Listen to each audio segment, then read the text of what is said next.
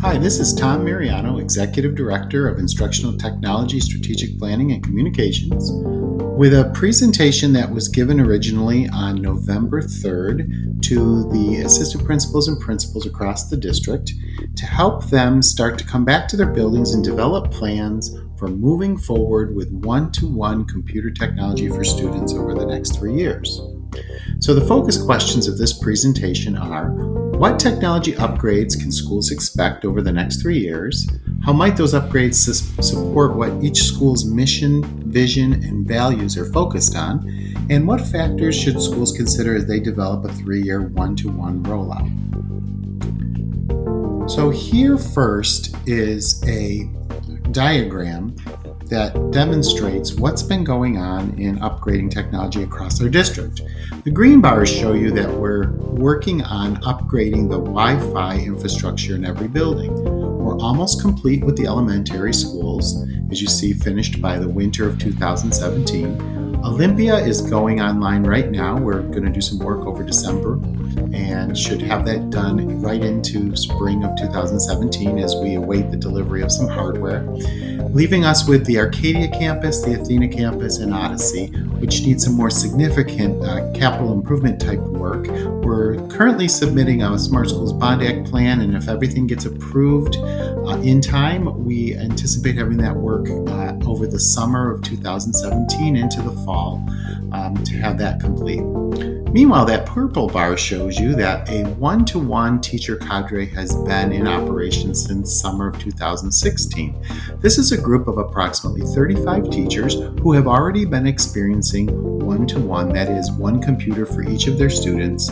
If they're in elementary, it's been for their entire class. If it's secondary, it's been for one of their sections generally. And they've been helping us develop policies and procedures in teacher learning that can fully integrate having these resources available to students full-time. Then you see on the gray bar here that we are slowly replacing our current laptops with Chromebooks, and that's happening now, and it's going to continue as we move forward. And then those blue bars represent the influx of new Chromebooks that are designated for student ownership. Either they keep them all day in school, or they're even an option to have them signed out to take home. We would provide enough of these Chromebooks to outfit 1/3 of your student population in the 2017-18 year, the next third in the following 18-19 year, and finally by 2019-20, every student has a full-time device available to them, and we start over a 3-year replacement cycle to keep up to date on that. So it's important to know that this initiative is a true shift in access and ownership to technology for students. We're moving from the current paradigm of using shared limited resources among the entire school or room. So no more pushing carts from room to room or bringing students to the library computer lab for everything they need to do on computers. We are moving to a personalized, fully accessible model where every student has a full-time device, a device assigned to them full-time, so that it can be integrated whenever needed, and of course, set aside when it's not. So, we want this rollout to be something done with schools, not to schools. There are stories on both ends of the spectrum across the country of very, very successful one-to-one implementations, and honestly, one-to-one implementations that haven't worked at all because they haven't interfaced with really the needs, the mission, the vision, and the culture of the schools implementing it. So we're asking each school to sit down and develop a rollout plan. So question 1 on this slide: what will be your school's 1/3, 1/3, 1/3 individual student assigned rollout over the next 3 years? What I mean by that is this is a plan to put units full-time in students' hands, not to be sharing them over a number of classrooms, but that specific device belongs to that student's full-time use. So the columns in this chart give you some possibilities. So if you're in a K2, 3, 5, or 6, 8 school, one way you could approach this is in the blue box there. You could do one grade level the first year, add another grade level the third year, and by the end of the third year, you have a complete coverage for all of your students. Another option would be that you simply take 1/3 of the population of your school and perhaps designate that by classrooms, that certain classrooms will start using them exclusively for their students, adding on another 2/3 of your classroom the second year, and completing the rest in the third. The same models can be thought of at the 9 through 12 and 6 through 12 level, and we've got kind of a staggered suggestion here. For instance, for 6 through 12 buildings, having enough to fully cover 2 grade levels, 3 more grade levels the second year, and 2 more. But if you were to go into the 1/3, 2/3, or all, there could be other methods, but really the bottom line would be individual student assignment of Chromebooks, not more labs or carts that are being floated from room to room. Secondly, you'd have to think about a management plan and whether you were going to allow take-home devices at the very beginning. Our cadre classes are experimenting with that now. There's also storage concerns to think about. I'll go more into that later. But most importantly, how does your rollout plan align with your school's mission, vision, and values as you're refining by your school's CSI process? We want this initiative to not be another arrow that just randomly goes through your school, but to be aligned with the perception data that you're collecting, the student learning data you're collecting, and the process analysis you're doing in your schools so that this supports and complements the initiatives you're doing at your school level. So one thing we asked at the meeting was for administrators to take a moment and go on our online Padlet, which is like a Post-it note board, to contribute some initial thinking about hopes and fears that come to mind when you think about going into one-to-one. So here on the left, you see some hopes. There'd been some hopes initially that would lead to higher student engagement, that it would sync us with the real world as it progresses, that teachers would be more willing to look at flipping their instruction, where the computer is used as a co-teacher or used as a way for students to learn basic skills and concepts, and teachers could help engage them in higher level work, either collaboratively or individually. And also some hopes that we would have good policies to take care of the inevitable damage and loss. Just a thought about that right now. In most one-to-one districts, they are learning that theft, loss, and damage actually goes down per capita as students are held individually responsible for the devices that they have, and devices are taken out of the hands of students that are irresponsible until they learn how to treat this resource responsibly. Another hope here that it would help replace some paper texts and encourage innovation. So on the other side, some immediate fears that came to mind are online access for students that may not have it. Also, misuse or access to things that might distract from instruction, theft and damage, and the work of distributing and keeping track of all these things. And teachers may not feel fully engaged in professional development. So these challenges need to be faced head on as we work together to put that plan together. So I want to show you 4 domains that the one-to-one cadre has been working through that need to be addressed if a school is going to successfully make a change so that student ownership of devices and accessibility is there all day. First, expectations about the role of the student. This diagram comes directly from the United States Education Department Technology Plan. It helps us think about the idea that we have to move students from passively using technology, where they're simply completing digitized worksheets or simply watching media, to a more active use, where they're involved in immersive simulation, producing media, interacting with experts and peers, and finding global connections to their work. The other domains we see involve the act of teaching and learning. One thing that we've been looking at as a cadre is the SAMR model. There's lots of short videos and resources about the SAMR model, which basically speaks to the tasks that we give students in the classroom involving technology. The starting point is to think about the beginning enhancement stage, where we look at how technology can take what we're already doing and make it maybe a little bit better, a little more engaging. But we want to work towards transformational levels of modifying and redefining the classroom tasks that allow us to add expectations and deeper creative work for students that we could never even conceive doing without technology. So starting with typing a paper as an enhancement opportunity, moving up to producing a multimedia collaborative project that is actually perhaps looked at by experts, or at least has interaction in editing and feedback going on outside the school walls, could be one possibility.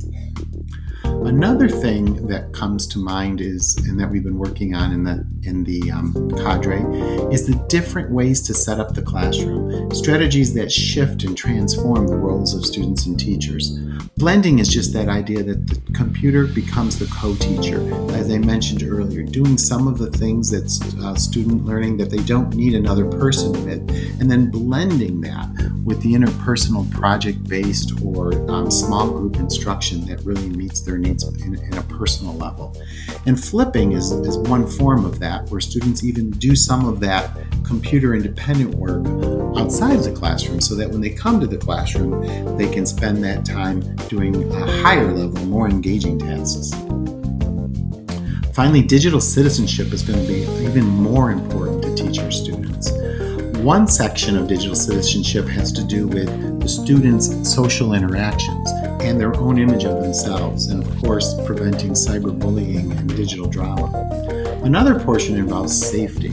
Students need to know how to keep their work safe and keep their identity safe, and to also use passwords and accounts properly.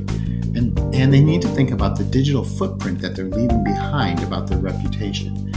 And finally, it's really important that students know that how to weed through all the sources of information and use them properly and credit them appropriately and curate useful forms of the information that they encounter.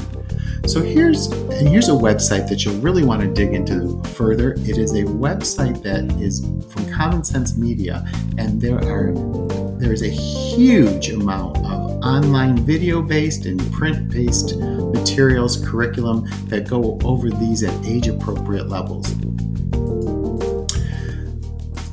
Now, this is a copy of a poster that we use with students, or a slide we use when we in the one-to-one cadre. The THINK acronym I know is active and used in a lot of schools, very important. Reminders here about the digital footprint and the idea of the toothbrush. Your personal accounts and passwords are like your toothbrush. You use them all day, but you don't share them with others. So those are teaching and learning dynamics that we need to think about. Nuts and bolts is important as well. I'd like to let you know that we've already worked out several systems in Infinite Campus and Destiny to manage the individual sign-out and accountability of students to their personal Chromebooks. And GoGuardian is a resource we've been working with that carefully tracks students' activity, can lock them out of inappropriate activity, can provide reports in countless ways to make sure we hold students responsible for their activity. Here's a slide we show them in the cadre. There's eyes always watching them, and we need to help students understand that everything they do in district accounts and devices can be searched at any time for any reason, like a locker, and we hold them very responsible for that. And we have been doing that and have had good response from students who have learned how to better set forth a positive footprint and avoid the things that are against our policies and rules and would project them negatively. The last piece of this 4-piece framework is teacher self-reflection and growth. There's no doubt that this initiative is going to stretch teachers to teach in ways they maybe have never done before. And in this slide, we have the TPAC framework, a very simple way of realizing that teachers have content concepts and skills, teachers have pedagogical content and skills, and they also have technology concepts and skills, and those have to work together, and they actually stretch each other. Interestingly enough, in our cadre, our secondary teachers are mentioning how their understanding of their own content has been expanded by the use of technology and things that they weren't normally able to investigate before that they can now.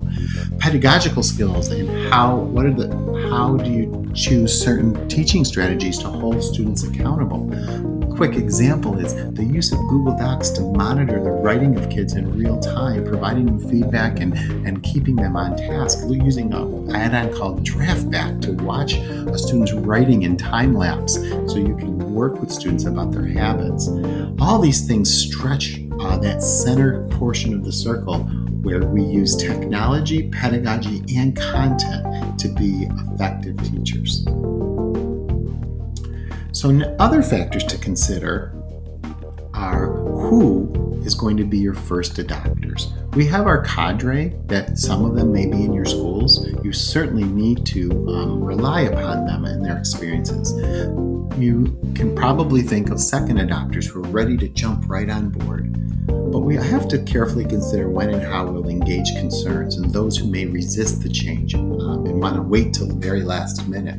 We need to provide professional development now and a plan of how to roll them out. So this needs to be a really important dimension of your plan. Management. One thing is if you're at one of the big three schools, you saw in our diagram that we may not have full enhanced Wi-Fi by the fall of 2017. So it's important to think about where you would have a lot of students with their own Chromebooks. And we can work on localizing the implementation and enhancing Wi-Fi as we have been doing in these buildings when we're aware of a need. So, for instance, if you decide to do sixth grade and most of their classrooms are in a specific hall, that's a place where we can come in and make sure that upgrade is accelerated. If you decide not to send the Chromebooks home with students, which is probably where most schools would start, then storage during the day is going to require security and charging. So this could be complicated, and we'll work with you because what we don't want to do is invest in buying lots of storage devices like carts that 2 years down the road wouldn't be needed in your schools. That's probably more of an upper grade level situation. It's fully understandable. Most schools at K2 and even third grade or so decide that they want to keep them in the classroom every day. The students just come in and use them in school, but don't take them home, in which case having carts for a long period of time would be perfectly reasonable, and we'll work on funding those. Just so you know that every school would have to store all of their Chromebooks over the summer, but they would not need to be charged. A locked room with bookshelves is perfectly fine. And we have to work out the processes for clerical support, inventory control, circulation, repairs, discipline issues. Again, we've worked out a whole system with the cadre. We just need to bring it up to scale, work with you to figure out who the best people and ways are to do that in your school. So now, as a follow-up to all of this information, please go back and review the slides. Please go back and look at the different 4 domains that would need to be addressed. Look at the rollout options. And schedule a meeting soon with myself and the technology team to discuss your initial plan and needs. And we'll send a link out that you can arrange an appointment with us. And one new resource that's linked in here that we just found out about the other day is from Google, the Edu Transformation Center. Tons of great ideas and specific vignettes of successful schools and districts that have gone down this road before us. We're in a great place to be able to learn from other people's success and failures. So again, the questions here are to think about your third rollout. Would it be by grade level? Would it be another method? But always towards student assignment. Again, not towards spreading out thin layers that would be shared throughout the day. Second, the management plan. And third, how this all aligns to what you're trying to accomplish as a school. So that's the end of this slideshow. Again, go back, click on those, look at more resources. The folder that this is in has more resources, and at any time, feel free to contact me and my team. We are thrilled to be here to support you and help you develop a plan that's going to work for your school and your school community. Thanks for listening.